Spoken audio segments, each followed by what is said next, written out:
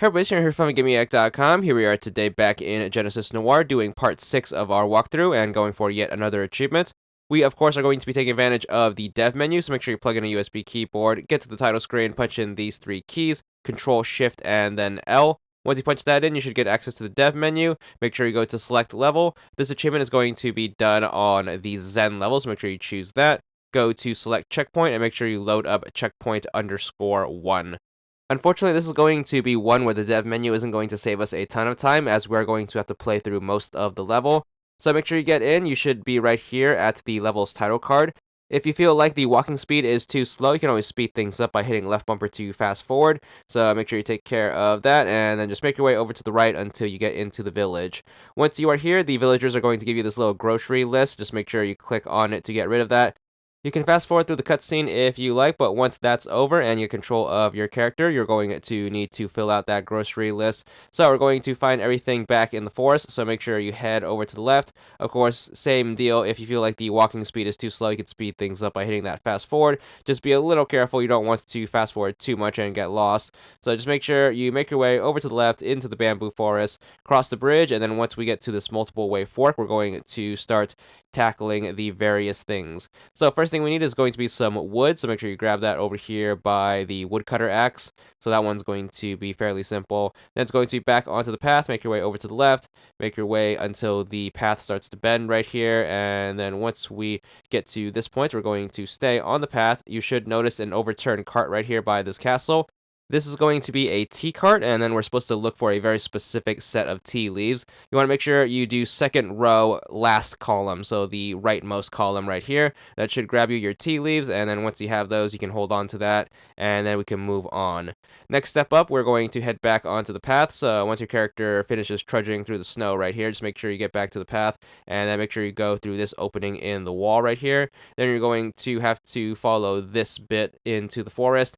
Once you get to this clearing, make sure you head down and then go to the ice pond. There should be a little cutout right here with a bucket next to it. Make sure you grab that to get the water. And then we're going to head back onto the path, and we're going to go all the way back to the village. So just trace your steps back by following the path, hard to get lost. And again, if you feel things are too slow, just make sure you use that fast forward to walk super fast. Once you're here, just make sure you click on the box, and then you're going to deposit all of the items from the grocery list. The villagers are going to take those in, and then you should be allowed to head on inside. Make sure you click on the hut to go inside, and then they're going to make you some tea. So just make sure once the cutscene's over, you click on the little hearth in the middle of the village a bunch of times until the tea is ready. So just keep clicking on that. It should start boiling and all that stuff. Again, you can fast forward through all this stuff if you feel like it's going too slow or you don't care to watch the game's cutscenes. But once you finally get control of your cursor, you should have this teacup. Make sure you click on it. You should drop it and it should break. The villagers aren't going to appreciate that, and they're going to flip out, indicated by these little tiles right here. Just make sure you click on these to just get through the story. You are going to be told it comic book style, so make sure you try to get through these the best you can. Of course, you can fast forward through all the in-between bits if you don't care for the artsy cutscenes. Nonetheless, you should get back into control once you see this broken tray. You're going to grab your cursor and then put the two pieces together, and then the game is going to turn into a bunch of jigsaw puzzles that we have to get through. So they shouldn't be too hard. All you have to do is just make sure you click and drag them to fix whatever's broken. Remember to turn off your fast forward here, as you do not want to have the fast forward on whenever doing a puzzle where you need to drag and drop things. The reason for that is the fast forward is going to mess with the game's physics. And what's going to happen is one of the draggable pieces is going to go flying off screen, and you are going to have to restart the level in order to fix that little glitch. Nonetheless, the first thing you're going to put together is going to be this doll. Very simple. Just put the head together and then start piecing together the body. Next thing you are going to want to do is going to be the skull. Again, really easy. Just make sure you sync up the eye holes, and then you can fill out the bottom part of the skull very easily with the jaw. And of course, don't forget the tooth piece, which is going to be that little yellow piece off to the right. So that's going to take care of these. Very easy. Even though these are going to be three-dimensional puzzles, these first three puzzles are going to be very easy, as you can solve them from the front like a normal 2D puzzle, as they're going to have very distinctive features. As for the fourth and final puzzle, this one's going to be the most complicated. You're going to have to put together this teacup right here. So make sure you take care of the biggest chunk on the bottom left. Then you definitely want to rotate this and then start working on the sides of the cup first before you start tackling the bottom. So try your best to piece this together, but obviously it's going to be a 3D cup, so it's going to be a little hard to explain.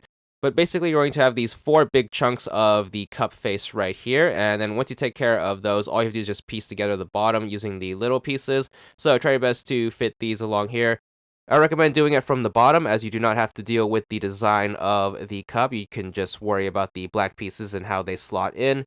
But once you finally get this thing together, just make sure you fast forward through the rest of the cutscene. You're going to notice the cracks of the cup turn into a very familiar spiral, so make sure you take care of that. And then more cutscene stuff that, of course, you can always fast forward through if you don't care about these. So get through these the best you can, and then once you finally see your character, make sure you click on that cup to examine it, and then your character is going to stow it away. And then what do you know? Surprise, surprise, he's going to pull out his hand, and then we're going to click on a very familiar symbol that is always going to end the chapter.